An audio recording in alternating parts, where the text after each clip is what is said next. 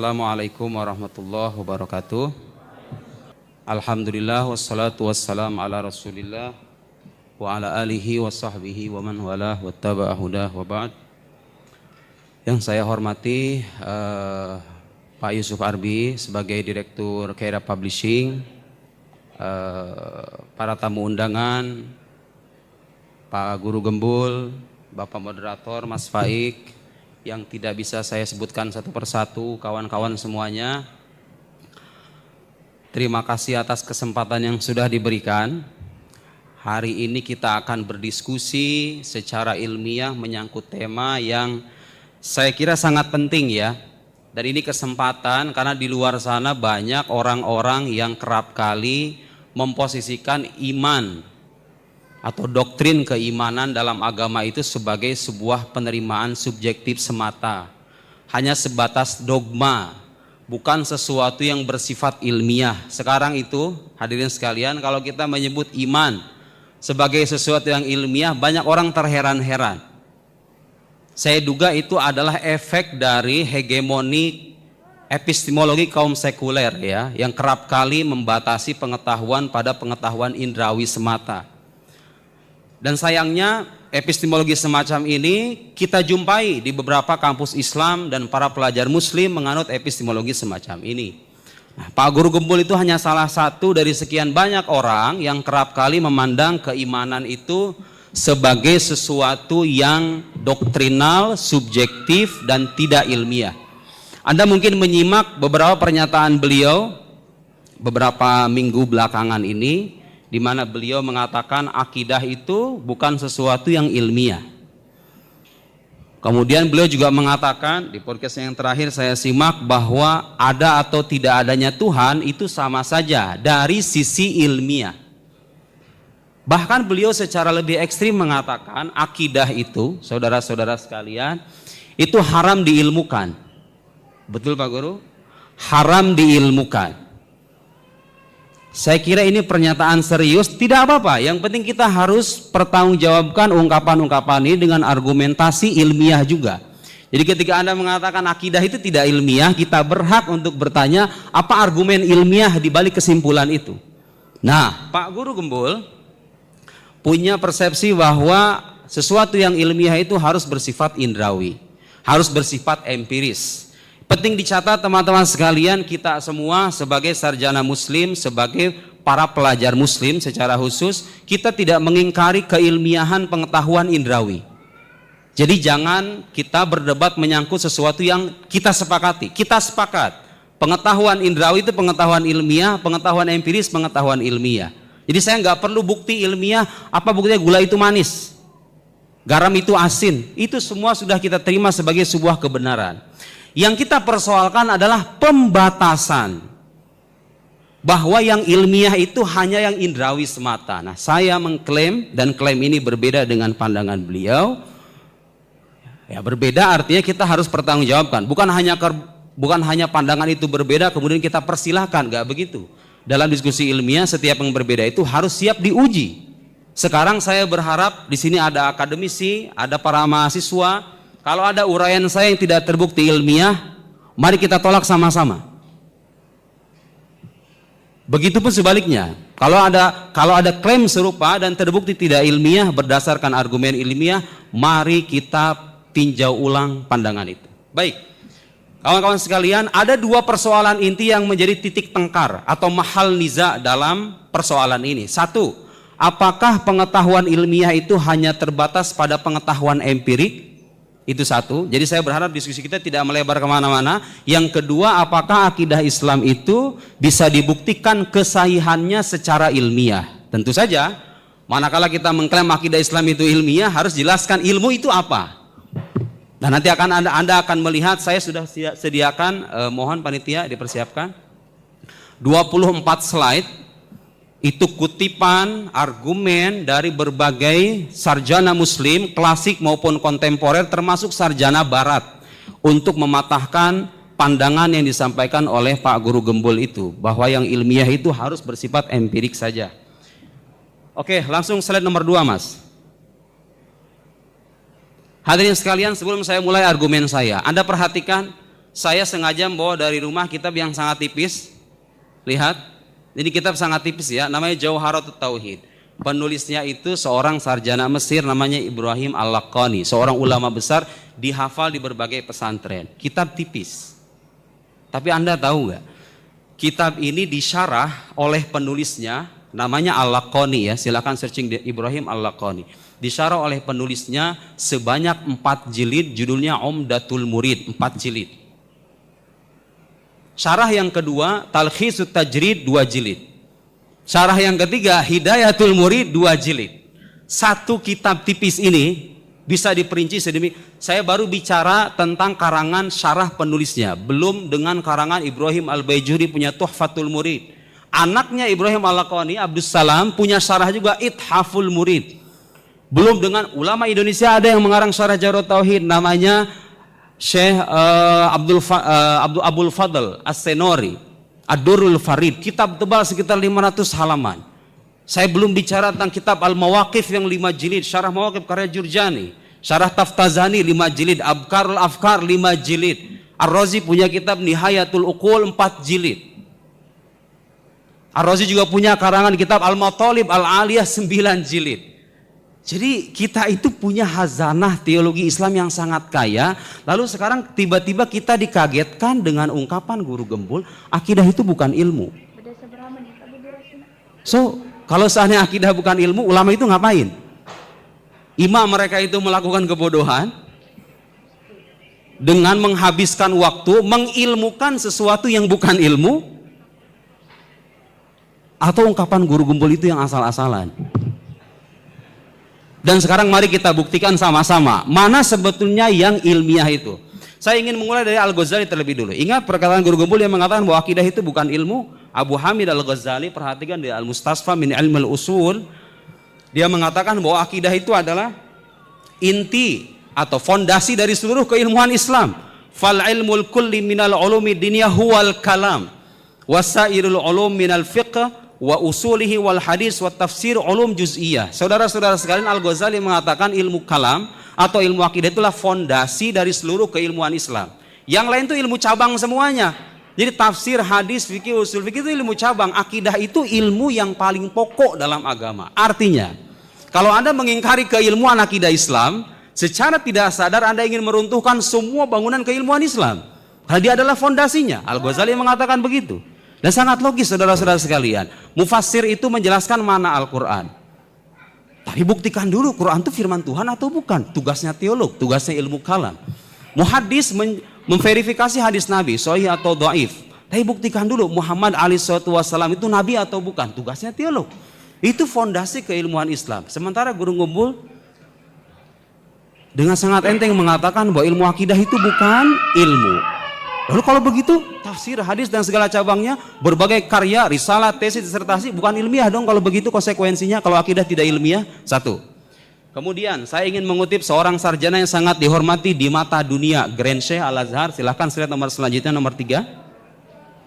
Oke, Guru Gembul mengatakan akidah tidak ilmiah kan?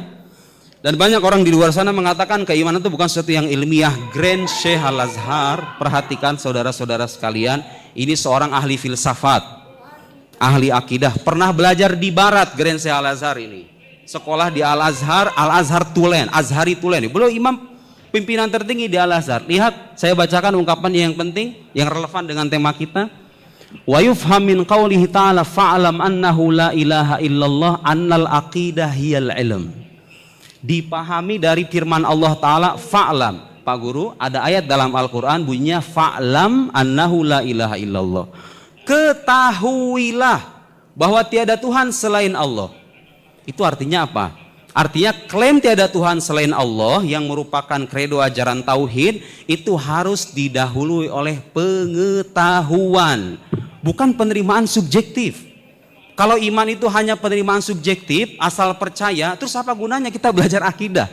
Apa gunanya para ulama mengarang ribuan jilid itu? Kalau seandainya iman hanya sebatas percaya, selesai, buat apa kita memaparkan argumen, mengkritik argumen, kritik atas kritik argumen dan seterusnya? Sia-sia saja.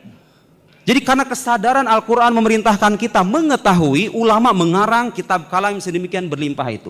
Annahu la ilaha illallah, annal aqidah hiyal ilm, wa annahuma mutasawiyan fil mafhum. Akidah dan ilmu itu setara dalam konsepnya.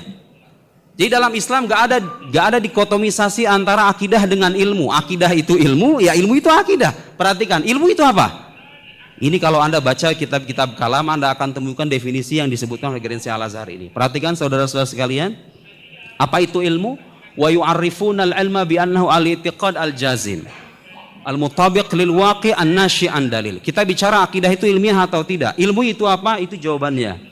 Keyakinan yang bersifat pasti, yang sesuai dengan fakta, sesuai dengan realita, yang terlahir dari adanya bukti, dalil.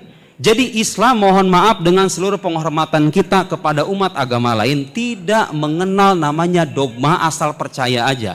Semuanya harus ada dalilnya. Dan harus diuji dalil itu secara ilmiah. Kalau tidak ilmiah namanya bukan akidah. Siapa yang mengatakan begini? Gereja Al-Azhar. Dan Anda perhatikan kalau di Al-Quran itu, tadi ini bahasan ilahiyat ya. Jadi akidah itu kalau kita belajar akidah ada 3 pembahasan utama. Sebuah kitab-kitab akidah itu intinya ada 3 pembahasan utama. 1 ilahiyat seputar ketuhanan, 2 nubuat, 3 sam'iyat. Perhatikan. Menyangkut ilahiyat, Quran mengharuskan kita mengetahui, mendasarkan akidah ketuhanan pada ilmu. Itu ayat Al-Qurannya. Bagaimana dengan akidah kenabian? Sama. Al-Quran mengatakan, wa in kuntum fi raibin mimma nazzalna ala abdina fa'tu bi suratin mim mithlih.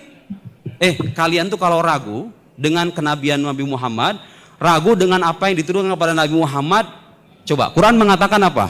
Ya sudah, terserah kamu, itu masalah iman. Apa Quran mengatakan begitu? Enggak, Quran minta bukti, ayo buktiin. Kasih 1 surat saja. Surat paling pendek itu kan surat Al-Kautsar yang 3 ayat itu. Coba itu manusia sepanjang zaman ditantang, datangin 1 surat yang semisal kefasihannya, kedalamannya, keindahannya seperti Al-Quran. Bisa enggak? Al-Quran minta bukti. Anda kalau ragu dengan Nabi Muhammad, menganggap kenabian itu hanya sebatas keimanan dan dogma saja, ayo. Quran mengatakan begitu. Itu menyangkut kenabian, harus ada buktinya. Menyangkut sam'iyat, hal-hal gaib. Perhatikan, di Quran dikatakan wa qalu la yadkhulal jannata illa man kana hudan aw nasara. Orang-orang Yahudi dan Nasrani di zaman Nabi mengatakan enggak akan masuk surga kecuali Yahudi dan Nasrani. Surga itu hal gaib kan? Masuk surga itu hal gaib. Kalau iman itu bersifat subjektif, dalam arti penerimaan doang, seperti yang dikatakan Pak Guru Gumbul, ya sudah dong. Terserah kamu ngimani begitu. Saya mengatakan orang muslim masuk surga, kamu mengimani orang Kristen Yahudi masuk surga, selesai dong. Enggak begitu. Tahu nggak Quran mengajarkan apa? Tilka amaniyuhum. Itu angan-angan mereka. Lanjutannya apa? Qul hatu burhanakum in kuntum shadiqin. Kalian kalau benar kasih buktinya. Jadi logis nggak, saudara-saudara sekalian, saya mau nanya dengan akal sehat semuanya. Logis nggak kitab suci yang minta bukti sama umat agama lain, mendasarkan akidahnya harus pada pengetahuan, tiba-tiba dikatakan bahwa akidah itu nggak harus berdasarkan ilmu? Sangat tidak logis. Dan Quran itu mengkritik orang yang bertaklid. Sampai sekarang itu terdapat perbedaan pendapat ulama bagaimana seorang iman yang muqallid, iman orang yang bertaklid, sah atau enggak? Sebagian ulama mengatakan tidak sah. Jadi kalau Anda beriman ikut-ikutan saja, iman Anda itu nggak sah. Dipertanyakan sama ulama. Kalau iman itu hanya bersifat subjektif semata, nggak usah ada perdebatan itu. Betul. Di Quran mengkritik orang-orang kafir itu yang bertaklid itu dikritik dalam Al-Quran. Wa idza qila muttabi'u ma anzalallahu qalu bal nattabi'u ma alfaina alaihi aba'ana. Jika dikatakan kepada mereka ikuti apa yang diturunkan oleh Allah, mereka mengatakan apa? Lihat dikatakan nanti ini. Wa idza kuntum ta'lamun qalu bal nattabi'u ma alfaina. Kami mengikuti apa yang diajarkan oleh bapak-bapak kami saja.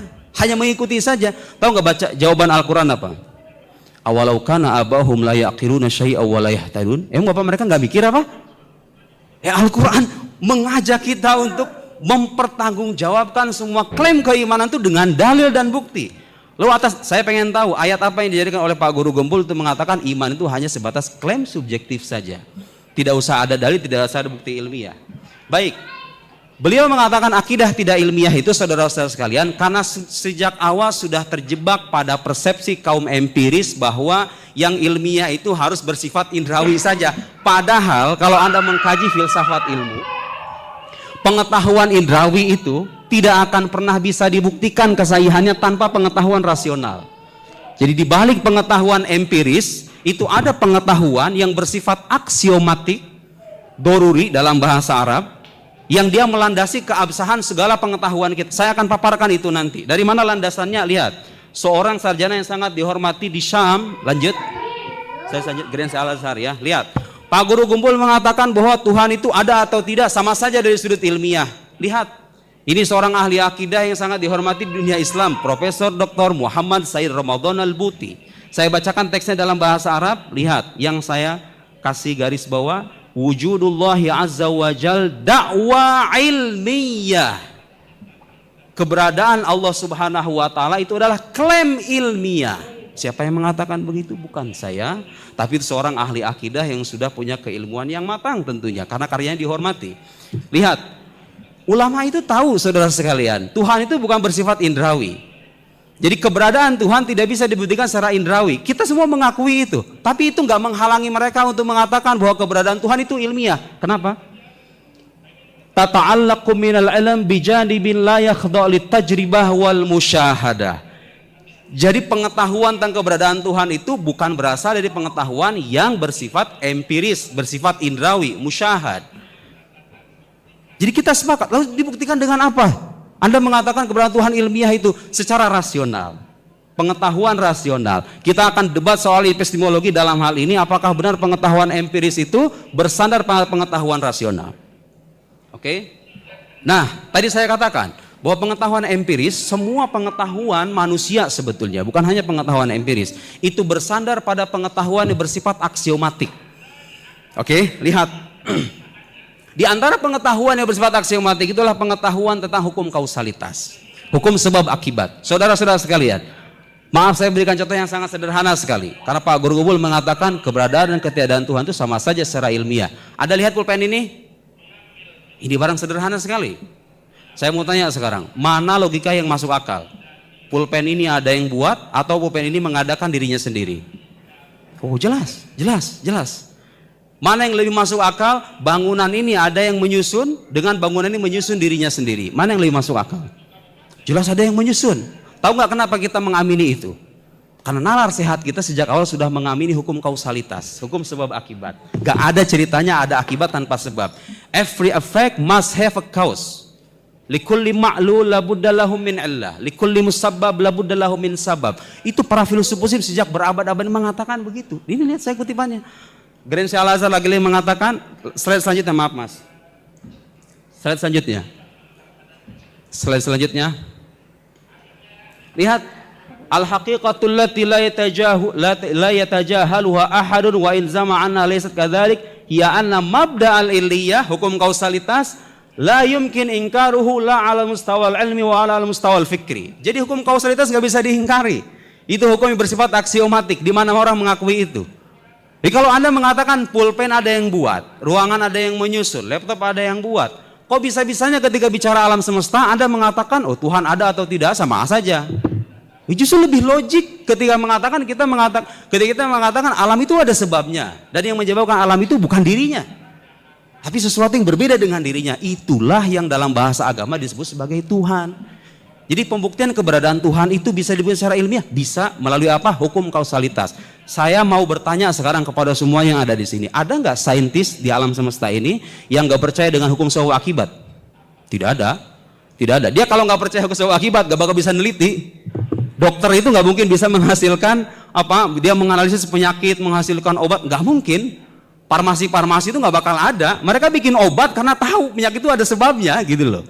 Ini saintis pun mengakui keabsahan kausalitas sebagai hukum ilmiah, sebagai pengetahuan ilmiah, dan keberadaan Tuhan bisa dibuktikan dengan kausalitas itu. Lanjut. Dan kausalitas bukan hukum indrawi, perlu kita catat. Enggak, sebelum itu mas, sebelum itu. Oke. Nah ini perkataan Syekh Ramadan Al-Buti. Kullu haqiqah ilmiah mahma daqqat labudda an ta'tamir fi nihayatil amar ala haqiqah daruriyah. Setiap pengetahuan ilmiah, fakta ilmiah pada akhirnya harus berakhir pada pengetahuan yang bersifat aksiomatik. Itu pengetahuan rasional itu. Hukum kausalitas, hukum non kontradiksi. Saya beri contoh Pak Guru Gumpul. Kalau Anda mengingkari hukum, kalau Anda mengingkari pengetahuan rasional sebagai pengetahuan ilmiah, Anda tidak akan pernah berpikir bagaimanapun caranya. Saintis tidak akan pernah bisa menelurkan penelitian sama sekali. Lihat, kalau dokter mengatakan kepada Anda, Bapak, Anda didiagnosa punya penyakit diabetes. Kontradiksinya apa? Anda tidak terkena diabetes dong. Masuk akal nggak kalau misalnya kita mengatakan orang terkena diabetes tapi tidak terkena diabetes? Ya nggak logik dong. Masa dikatakan orang terkena diabetes tapi tidak terkena penyakit diabetes? Masuk akal nggak kita mengatakan bahwa Pak Guru Gembul itu manusia tapi juga bukan manusia? Itu mustahil. Dan pengetahuan empirik nggak akan bisa membuktikan kemustahilan itu. Karena konsep kemustahilan sendiri bukan konsep indrawi. Nanti akan kita bahas ya secara lebih terperinci kritik atas mazhab empirisme. Itu sebagai bukti-bukti tekstual bahwa apa yang saya katakan itu apa yang dikatakan oleh para sarjana muslim lintas mazhab. Sekarang ada tokoh Syiah, lihat. Tokoh Syiah Baqir Sadr, tokoh Syiah. Falaula mabda'ul aliyah wa qawaninuha lama amkana isbat mawdu'iyatil ihsas wala syai'a min nadhariyatil alam wa qawaninihi. Kalau tidak ada hukum kausalitas, gak akan ada itu objektifikasi pengetahuan indrawi, juga tidak akan ada teori-teori ilmiah sama sekali. Iya jelas. Sebagai bukti bahwa sesuatu yang ilmiah itu tidak selamanya bersifat empiris. Indra Anda tuh nggak bisa berkata apapun gitu loh. Kecuali sebatas mengkonsepsi saja, tidak bisa menjustifikasi. Kalau sudah justifikasi itu levelnya rasional sudah. Ada kausalitas di sana, ada hukum non kontradiksi di sana. Lanjut. Oleh karena itu, saudara-saudara sekalian, dalam epistemologi Islam yang diperkenalkan oleh para sarjana muslim, perantara pengetahuan itu nggak cuma indera, ada juga akal, ada juga khobar shadiq. Loh kenapa begitu? Ya karena apa yang kita ketahui itu nggak selamanya lewat panca indera. Yang kita ketahui itu ada kalanya berupa pengetahuan rasional yang bersifat aksiomatik, terlepas dari pengetahuan indrawi. Bahkan dia menjadi landasan dari pengetahuan indrawi. Ini ungkapan yang sangat terkenal sekali. Asbabul alam lil khalqi thalatha al hawasus salimah. Lihat, kita nggak naif, nggak mengingkari bahwa pengetahuan indrawi sebagai pengetahuan ilmiah. Kita mengakui. Sarjana muslim mengakui itu pengetahuan ilmiah. Anda nggak usah minta bukti apa buktinya garam itu asin, nggak usah. Kita percaya kok. COVID-19 membahayakan, saya percaya. Itu pengetahuan ilmiah. Yang kita tolak adalah mengatakan itulah satu-satunya pengetahuan ilmiah. Karena ketika Anda mengatakan pengetahuan empirik adalah satu-satunya pengetahuan ilmiah, Anda akan dihadapkan dengan permintaan yang sangat serius. Anda harus buktikan apakah kebenaran ungkapan ini bersifat empiris atau tidak. Dari mana itu dasarnya Anda mengatakan satu-satunya pengetahuan ilmiah adalah pengetahuan empirik, sementara Anda belum pernah meneliti semua pengetahuan empirik. Di balik ungkapan itu pada akhirnya akan ada pengetahuan rasional yang harus Anda akui. Ya situ. Oke. Saya tidak langsung ke slide selanjutnya. Nah, itu tadi tokoh Sunni ya, Aqaid Nasafi tokoh Sunni. Sekarang tokoh Syiah. Kenapa saya sertakan para tokoh Syiah hadirin sekalian? Karena Pak Guru Gembul dalam salah satu videonya mengatakan, wah apa yang saya ungkap, setahu saya ulama Sunni maupun ulama Syiah itu mengatakan Tuhan tidak bisa diilmiahkan. Loh, saya pengen tahu dari mana itu ungkapan kayak begitu? Sandarannya. Justru ulama Sunni, ulama Syiah mengatakan keberadaan Tuhan itu bisa dibuktikan secara ilmiah. Makanya mereka bikin kitab-kitab kalam yang berlimpah itu. Hanya saja itu tadi masalahnya, beliau salah dalam persepsi kata ilmiah itu sendiri, seolah-olah ilmu itu hanya bersifat indrawi semata. Tokoh Syiah namanya Aiman Al-Misri, orang Mesir tinggal di Qum di Iran. Saya lihat biografinya, beliau punya kepakaran dalam dunia kedokteran, spesialis penyakit dalam. Artinya ini saintis beneran. Sekaligus mendalami filsafat, beliau mengkritik karyanya Sadrul Muta'allihin, Al-Hikmah Muta'aliyah, dan karya-karya filsafat yang lain. Buku yang saya sertakan ini mengkritik bukunya Richard Dawkins. Lihat, saya tadi mengatakan apa hadirin? Pengetahuan empirik itu nggak akan bisa dibuktikan kesahihannya tanpa pengetahuan rasional. Kalau Anda terima kesimpulan ini, bahwa pengetahuan rasional adalah pengetahuan ilmiah, dan akidah Islam bisa dibuktikan secara rasional, berarti akidah Islam itu ilmiah dong, kalau begitu. Lihat apa yang dikatakan. Wa minal faminal wadih idzan annal manhaj al-hissi, metode indrawi, metode empiris, at-tajribi bersifat empiris, atau mayusammunahu bil manhaj al-ilmi laisa manhajan hissiyan mahdhon. Jadi metode empiris itu tidak sepenuhnya metode indrawi. Lihat. Kama yatawahamul madiyun wal wad'iyun bal huwa fil waqi' murakkab min muqaddimah hissiyah wa muqaddimah aqliyah mahdhon. Di pengetahuan empirik itu Anda benarkan gak bisa dengan indera saja, harus ada pengetahuan rasional yang bersifat murni. Tahu nggak apa yang dikatakan? Tadi yang saya katakan itu. Wahia aslul illiyah, yaitu hukum kausalitas. Ayo, Kalau Anda ingin mengingkari hukum kausalitas, selesai sudah pengetahuan Anda semuanya. Ya, pengetahuan empirik nggak akan bisa dijustifikasi kesayangan tanpa ada pengetahuan rasional berupa hukum kausalitasnya. Walaulah hadhil qaidah al-aqliyah al-mahdhah, kalau tanpa adanya kaidah rasional ini, kausalitas maksudnya, maka indana musawwighun ilmi mantiqi li ta'mim ahkami tajribah. Kita nggak akan punya justifikasi ilmiah untuk mengeneralisir pengetahuan indrawi kita. Dulu waktu Covid itu, para ilmuwan mengatakan Covid-19 berbahaya, betul? Tapi saya mau nanya, mereka meliti semua COVID apa enggak? Enggak. Hanya sebagian aja, secara partikular, beberapa sampel aja. Tapi atas dasar apa Anda mengatakan bahwa setiap COVID itu berbahaya? Di situ ada penerimaan terhadap hukum rasional, yaitu hukum keselarasan, bahwa sesuatu yang sama akan memberikan dampak yang sama juga gitu loh. Dan atas dasar apa Anda mengatakan bahwa COVID-19 berbahaya itu pengetahuan yang benar? Atas dasar apa? Hukum non kontradiksi. Karena kalau Anda mengingkari hukum non kontradiksi, Anda mengatakan COVID berbahaya, COVID tidak berbahaya, sama-sama benar. Enggak bakal maju-maju keilmuan kalau kita seandainya mengandaikan dua hal yang kontradiksi semacam itu. Gitu ya. Jadi itu dari Syiah. Lanjut, Mas. Biar saya bisa mengcover yang lain. Oke, ini buku logika ya. Buku logika level tinggi. Khawatir saya dikatakan mengarang-arang sendiri. Oh, tidak. Itu perkataan logikawan. Oh, pengetahuan empiris hanya bisa dijustifikasi keilmiahannya dengan pengetahuan rasional. Kitab Logika Tinggi Syarah Samsiyah Qutbuddin Ar-Razi, lihat. Beliau menjelaskan 6 contoh pengetahuan aksiomatik. Awaliyat, fitriyat, hadsiyat, tajribiyat, mahsusat, mutawatirat. Silahkan Anda baca. Nah, beliau mengatakan ada pengetahuan aksiomatik yang dibenarkan dengan akal, ada yang dengan panca indera, ada yang dengan akal doang, ada yang dengan panca indera doang. Nah, ketika bicara tentang sesuatu yang dibenarkan dengan akal dan panca indera, lihat. Wa in kana ghairu hissis sama fa imma ayyahtajul aqlu fil jazm ila takraril musyahadah marra ba'da ukhra aw la yahtaj. Fa in ihtaja fahiyal mujarrabat.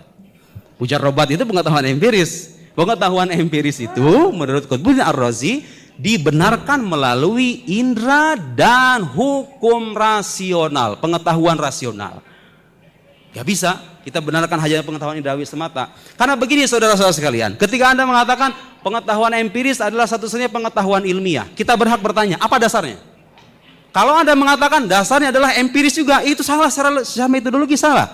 Itu namanya istidlal ala syai' binafsihi. Itu mendalilkan sesuatu dengan dirinya sendiri. Ini salah, keliru gitu loh. Makanya mau tidak mau kita akan dipaksa mengakui hukum rasional itu. Oke, sekarang kita bicara tentang ketuhanan ya.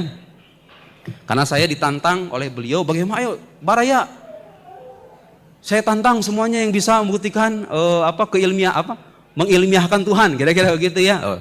Saya terima tantangannya Pak Gembul. Dan saya ingin menantang balik beliau, bagaimana caranya beliau membuktikan secara ilmiah bahwa akidah ketuhanan itu tidak ilmiah. Tadi saya katakan saudara sekalian, salah satu argumen yang paling banyak digunakan para teolog itu adalah argumen kebaruan alam, temporalitas alam. Alam itu ada dari ketiadaan. Sekarang kita nggak usah capek-capek tuh untuk membenarkan premis ini, karena ilmu modern sudah sampai pada kesimpulan alam itu ada permulaannya. Oke? Pulpen ini ada permulaannya loh. Logis ya? Ada sesuatu yang memiliki permulaan, tapi dia mengadakan dirinya sendiri. Anda harus cari sebabnya. Berdasarkan hukum kausalitas itu tidak mungkin. Alam itu kalau terbukti ada dari ketiadaan, pasti ada yang mengadakan. Tuh, lihat.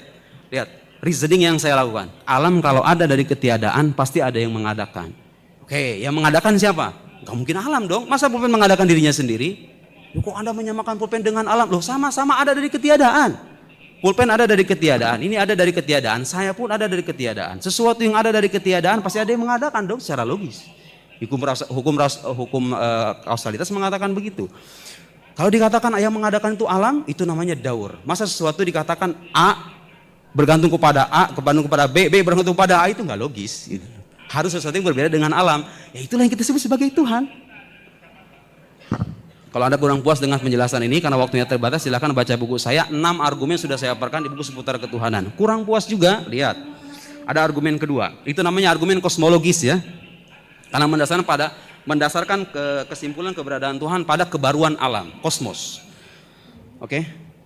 Kemudian ada namanya Al-Burhanul Imkan. Ini menurut saya ini salah satu argumen terkuat.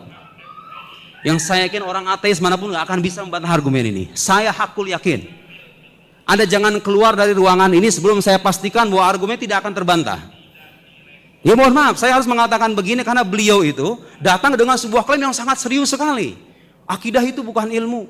Klaim keberadaan Tuhan itu sama saja yang ketiadaannya. Oh, itu klaim serius sekali. Anda ingin meruntuhkan kerja-kerja intelektual para sarjana muslim berabad-abad itu. Nah, kita ingin tahu sejauh mana argumen Pak Gembul meruntuhkan argumen itu. Burhanul Imkan, lihat saudara sekalian, mengatakan alam itu mungkin. Artinya itu bisa ada, bisa tiada. Lihat. Sekarang kalau Anda pergi ke pasar, lihat ada dua sudut timbangan yang sama. Kalau tiba-tiba terberatkan, masuk akal nggak kalau dia terberatkan dengan dirinya sendiri? Oh, tidak. Dia pasti ada sebabnya dong. Ada sesuatu di balik itu, gitu loh. Nah, alam itu tadinya bisa jadi ada, bisa jadi tidak ada. Sekarang dia ada. Berarti keberadaannya harus ada sebabnya. Lagi-lagi kausalitas bermain di sini. Ya. Ketika dia katakan ada sebabnya, tanya lagi sebabnya ini bersifat niscaya atau tidak. Kalau dikatakan niscaya, ya sudah itulah Tuhan. Kalau dikatakan oh dia bersifat mungkin, dia bersifat kontingen, maksudnya itu bisa jadi ada, bisa jadi tiada. Ya tanya lagi sebabnya. Tanya lagi sebabnya. Ini bagaimana yang mengadakan sebab ini? Ada sebabnya enggak? Oh, ada terus. Mustahil ada regresi yang tidak terbatas itu, tasalsul. Oke, Anda pasti nanya sama saya, apa buktinya kalau regresi itu mustahil? Para sarjana muslim ada salah satu buku menulis 52 bukti rasional tentang kemustahilan tasalsul. Judulnya Al-Kalamul Matin fi Tahriril Barahin. Saya sudah paparkan sebagian argumen kemustahilan tasalsul itu dalam buku terbaru saya, silahkan dibaca. Sederhananya begini, Pak, mungkin nggak ada orang saya katakan, Bapak baru bisa masuk sini setelah ini baru bisa masuk ke sini setelah ini baru bisa masuk ke setelah ini setelah ini, sampai tidak ada ujungnya. Mungkin ada yang masuk ke ruang ini apa enggak? Nggak bakal ada, karena itu ada kebergantungan yang tidak berakhir. Ini baru boleh masuk setelah ini baru boleh masuk setelah ini ya nggak bakal ada yang masuk dong. Alam ini nggak akan pernah ada kalau tidak berakhir pada satu wujud yang tidak disebabkan. Uncaused cause gitu loh, sebab yang tidak disebabkan, yaitulah Tuhan. Mari kita berdebat nanti kalau seandainya ada yang tidak puas dengan penjelasan itu. Baik, setelah kita buktikan adanya Tuhan, sekarang kita saatnya membuktikan kenabian Nabi Muhammad. Kali itu doktrin keislaman juga. Apakah itu klaim subjektif juga? Oh tidak. Saudara-saudara sekalian, Nabi Muhammad itu datang ke alam semesta ini mengaku sebagai utusan Tuhan. Itu klaim luar biasa loh. Kalau Anda mengaku sebagai anak orang kaya, ya itu klaim biasa aja gitu loh. Anak-anak pejabat ya biasa aja. Tunjukin aja identitas Anda, Bapak Anda anggota dewan, ya sudah selesai gitu loh. Tapi kalau mengaku sebagai utusan Tuhan itu klaim luar biasa, harus dibuktikan dengan sesuatu yang luar biasa juga, yang tidak boleh tertandingi oleh makhluk. Pertanyaannya sekarang, Nabi Muhammad punya itu apa enggak? Beliau orang yang jujur, terpercaya, tidak pernah berbohong, sejarah hidupnya jelas, datang dengan pengakuan aku utusan Allah, datang dengan sebuah bukti yang tidak tertandingi oleh makhluk sama sekali. Apa itu? Al-Quranul Karim. Sampai detik ini nggak ada yang bisa menandingi. Kalau beliau datang dengan sesuatu yang tidak tertandingi oleh makhluk, bukankah itu artinya beliau utusan dari Sang Khalik? Bukankah rasional untuk mengatakan bahwa beliau adalah utusan Sang Khalik? Ya, jelas. Itu salah satu argumen rasional. Nabi Muhammad mengaku sebagai nabi dan datang dengan mukjizat. Setiap orang mengaku sebagai nabi, datang dengan mukjizat adalah nabi. Kesimpulan rasionalnya Nabi Muhammad adalah nabi. Kalau beliau terbukti sebagai nabi dan kenabian itu tervalidasi secara rasional, maka konsekuensi logisnya semua hal gaib yang beliau beritakan itu adalah kesimpulan yang ilmiah dan benar. Karena sesuatu yang ilmiah tidak selamanya bersifat indrawi. Ada kalanya bersandar pada hukum akal, ada saya bersandar pada pengetahuan indrawi, ada kalanya khobar shadiq. Belum datang dari Tuhan, masa Tuhan berbohong? Tuhan pasti mengabarkan sesuatu yang sesuai dengan fakta. Gitu ya. Jadi beda saudara, keimanan kepada surga, neraka, malaikat dengan keimanan kepada tuyul, susur ngesot, sundar bolong itu beda. Yang satu sumbernya terpercaya seorang nabi, yang satu lagi dongeng gitu loh. Orang ateis kadang-kadang nggak bisa menyamakan itu. Disangkanya hal gaib itu ya sama aja gitu. Oh nggak bisa begitu. Tahu nggak pandangan Pak Guru Gumpul yang mengatakan bahwa agama itu tidak punya mekanisme untuk pengujian ilmiah? Ternyata saya temukan mirip dengan kutipan Sam Harris, seorang ateis terkemuka di Barat. Lihat, saya bacakan ya. Mohon maaf. Because most religions offer no valid mechanism by which their core beliefs can be tested and revised. Lihat nih perkataan Sam Harris. Sebagian besar agama itu katanya menawarkan mekanisme yang tidak valid, mekanisme ilmiah yang tidak valid untuk menguji apakah keimanannya itu bisa diuji atau direvisi. Richard Swinburne, 5 menit lagi. Baik. Richard Swinburne Seorang filsuf Kristen juga mengatakan bahwa, lihat, kalau dikatakan bahwa sains itu mengimani keberadaan Tuhan itu menjadikan sains itu mati begitu, oh kebalikannya. Kata Richard Swinburne, I am postulating a God to explain why science explains. I do not deny that science explains, but I postulate God to explain why science explains. Jadi beliau mengatakan Tuhan itu menjelaskan kenapa sains itu bisa bekerja. Karena dia sebab utama di balik semua ini, gitu loh. Jadi mengakui sains itu sebagai pengetahuan ilmiah, science explain. Sains menjelaskan, tapi nggak semua hal. Justru kata Richard Swinburne, ya Tuhan justru bisa menjelaskan kenapa sains bisa menjelaskan. Oh, luar biasa itu. Keren ya. Nah, beliau mengatakan, di antara argumen Pak Gubul mengatakan akidah itu bukan sesuatu yang ilmiah karena kita tidak bisa mengetahui Tuhan. Justru sebaliknya. Awal wajibun alal insan ma'rifatul ilah bistiqan. Kewajiban pertama bagi manusia itu mengetahui Allah, mengetahui Tuhan.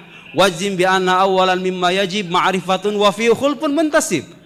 Kewajiban pertama kita itu mengenal Tuhan. Ya hakikat Tuhan gak bisa kita ketahui, kita sepakat. Tapi sifat Tuhan masih bisa kita ketahui dalam batas kemampuan kita sebagai manusia dengan argumen rasional dan sumber wahyu yang terpercaya. Apa yang dikatakan Al-Amidi? Ketika mengatakan apakah Tuhan bisa diketahui atau tidak, la syakka annahu ma'lumul wujud. Allah itu diketahui wujudnya. Al-Amidi mengatakan begitu. Abkarul Afkar 5 jilid, silahkan. Saya nggak tahu Pak Guru Ngumpul dasarnya dari mana. Mengatakan Tuhan tidak bisa diketahui, kemudian mengatakan akidah tidak ilmiah.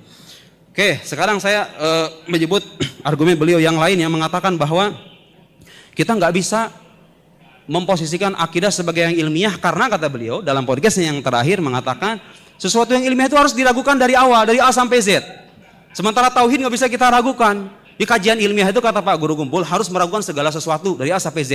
Itu dari mana Pak Guru? Sumber itu semacam dari mana cara berpikir semacam itu? Saya kutip seorang filsuf Amerika. Biar nggak disangka baca kitab kuning terus, ya. Saya kutip filsuf dari Amerika. But for any very general kind of skepticism, that is impossible in principle. Every argument must proceed from some premises. And if the skeptic calls all relevant premises into doubt at the same time, then there is no way to reason with him. Seorang skeptis itu kalau meragukan segala sesuatu, enggak usah diajak debat lah, enggak ada gunanya orang kayak begitu. Enggak ilmiah cara berpikir begitu. Karena setiap argumen itu harus didasarkan pada premis-premis. Ini saya sekaligus mengomentari sebagai orang yang mengatakan kajian ilmiah itu harus dilepaskan dari iman. Itu dari mana itu ketentuan begitu? Semua orang mengkaji itu harus beriman pada hukum tertentu. Setidaknya dia beriman bahwa metode yang dia gunakan itu sahih gitu loh. Jadi saudara gak ada masalah membawa iman dalam kajian ilmiah itu selama iman itu punya landasan ilmiah gitu loh. Kecuali kalau Anda punya iman, gak ada bukti rasionalnya, gak ada bukti ilmiah, dibawa-bawa kajian ilmiah. Oh, ini iman saya, itu kajian ilmiah beda. Gak bisa begitu. Jadi yang jadi masalah bukan imannya, sahih atau tidaknya iman, itu saja gitu loh. Itu saja gitu ya. Oke, masih ada waktu sedikit Mas? Oke, 1 menit. Saya sudah menyiapkan 7 kritik terhadap mazhab empiris. Saya baru sebutkan tadi 1. Pak Guru Kumpul, kalau Anda mengatakan sesuatu yang bersifat ilmiah itu harus bersifat empirik, Anda tahu nggak? Ilmu itu tidak bersifat empirik loh. Konsep ilmu itu. Ayo, tunjukin sama saya. Mana yang namanya ilmu itu? Bisa terindra atau tidak? Anda mengatakan pengetahuan empirik satu-satu pengetahuan ilmiah. Ilmu itu mana coba? Gak bersifat empirik loh ilmu itu. Ilmu itu hanya bisa dibuktikan secara rasional. Itu empirik. Dan ketika Anda mengatakan pengetahuan empirik adalah pengetahuan ilmiah, landasannya empiris juga.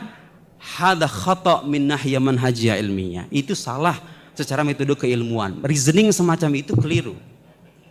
Baik.